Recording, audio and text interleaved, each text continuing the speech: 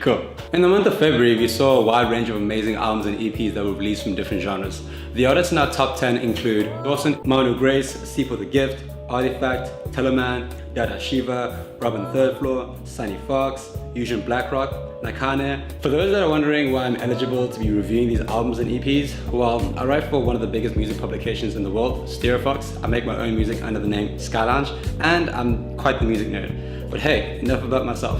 Let's get into our top 5 albums and EPs that were released in our country.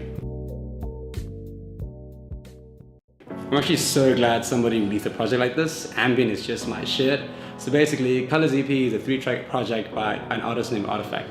In this project, he explores elements of feature bass and ambience, plus we see elements of calmness and serenity, but we also introduced to these shimmering synthesizers and these robust bass lines. In the track's Colors and the track Experience of Nothing, the whole Ellen Watts snippets really gave us the elements of serenity, although it's the execution I was not a big fan of.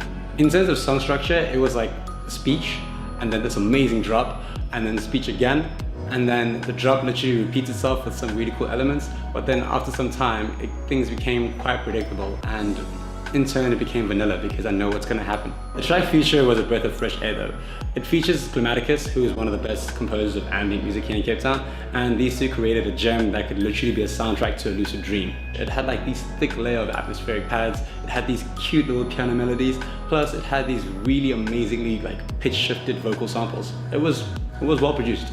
In total, I'll be giving this EP a 6.7. If you're a fan of Odessa, Chloe, Nicholas Jar, then this EP is definitely something for you, especially if you're into ambient music. This next artist I've actually seen perform a couple of times before, but this is the first time I've heard a full-length project from the dude. This hip-hop album is titled Essence by Cape Town-based rapper Dada Shiva.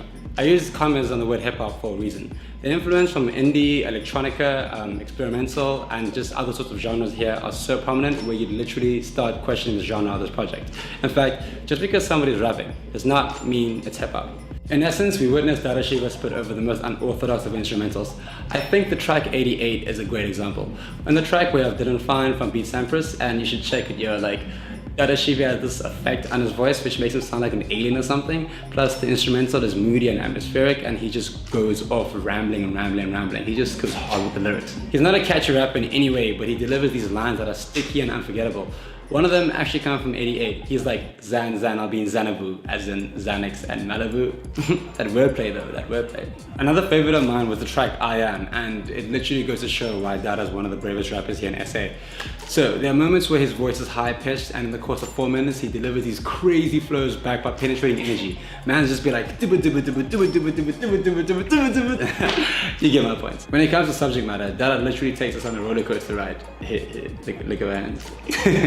He goes from light to dark, from political to sexual. And I would say that this is definitely the kind of album where you have to keep your ears close to the lyrics. In fact, a lot of rappers these days are backed by the beat. They are very dependent on how hot the beat is.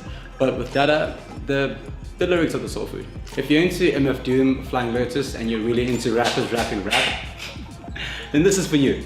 I'm feeling a strong 7 for this one. Whether you're on the dance floor or just like lounging around, Glimpses of You by Dwson is able to accommodate whatever mood you're in. In fact, to simply tag this offering as a house project may be a slight insult. The type of vocalist, sound design, and ether introduced to us over here is another reason why this man is not just standard house producer. In fact, Glimpses of You is quite interesting mainly because of its river-like cohesion. You'll be listening to this and you'll be like, hold up, is this whole thing one song? And that's why it's so special. Dwson welcomes us to his sonic realm with the opener If Only You Knew. And this is the only track in the EP without a vocalist. God damn it! The expedition this man manages to curate on this opener is a wonderful starter. With a closer listen, you'll hear this arpeggiator playing in the background that's like drenched in reverb, and after a couple of seconds, it jumps in the foreground and it makes the drop a lot more oomph and like has this impact. I must say, the sound design here is something that must be cherished. There's something to be said about female vocalists and how well they gel on Dwson's tracks. On Glimpses of You, you'll find Roxy Caroline, Duduma, and Sio. Sio also featured on the lead single called Nobody Else. You should really see how people react to this when it's played live.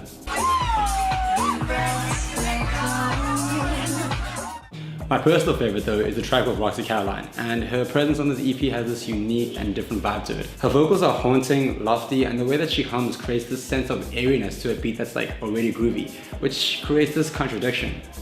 I like it. I like it. If you're a frequent listener to Ross from Friends or any kind of house music which is atmospheric or psychedelic, Dwson is your guy. I'm gonna give this a solid 7.5. Our number 2 is probably the closest thing to a pop album on this list, and honestly, it's really well produced. Tellaman's debut album called God Decides, I think will stand among the best R&B albums to be released this year. You may recognize this man from the hit track Mayo, and if you thought that his appearance was a one-hit wonder, guess again. The track called Extra is a showcase of this man's abilities. The beat is average, although his voice is so beautiful. In fact, now that I think about it, that one song kind of breaks down the whole storyline of the whole EP. So basically, the dude is committed to the work hard, play hard lifestyle, but his girl, his ex-girl can't keep up. So he goes on about how he wants her back and how he was wrong and how things could change. There are these skits in the album that I kind of appreciate, and I say kind of because the acting is sort of unconvincing and that's why they don't hit as hard, but I do appreciate them because no one else is doing this whole skit thing. The single of this EP is titled Whipped with Shekinah and Nasty C. This is a funky bubblegum song that would definitely shake up any dance floor. But Shekinah's vocals are very pleasing and Nasty C's verse is quite confusing. He comes in with this really dope energy and this really cool rhyme scheme, like why you so thick, A, why you like this, A. Keeps going and it sort of ends out of nowhere. You're like, is it done like that? Anyway, the track called Crewlets is definitely one of my favorites. It's this party banger and it has like this weird atmospheric textures with these like kind of meaningless lyrics, but it's his delivery which makes the track so special. His delivery of lyrics is filled with oomph and it's just like gives people on a vibe, you know what I mean? I also love the wide use of guitars throughout this album, particularly in the track Rainbow Hose. Here we even get to see Nasty C redeem himself with a solid verse, plus the bra also sings. God Decides is also very long. Well, it feels very long. It's almost 20 tracks. You tell me if it's long for a pop, trap, R&B project. I'm feeling a strong 7.7 for this one. The first time I came across this EP, I genuinely thought it was lame. But now I think it's like fucking incredible. The EP I'm talking about is none other than, drumroll please, June by Manu. Bruh. I could make love to this, I could cry to this, I could even like make my eggs to this. Manu's voice is as innocent as pre-tinted Eve in the Garden of Eden. What I really loved about this EP is the bare and minimalistic production. Hats off.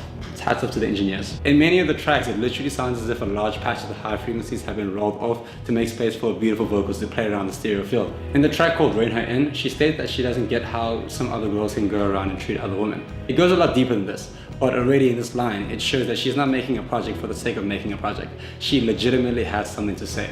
The track called Saturday Night is actually among the playful tracks of the EP, and recently I found out that Ross and Rob from Beatenberg were involved in the production of this.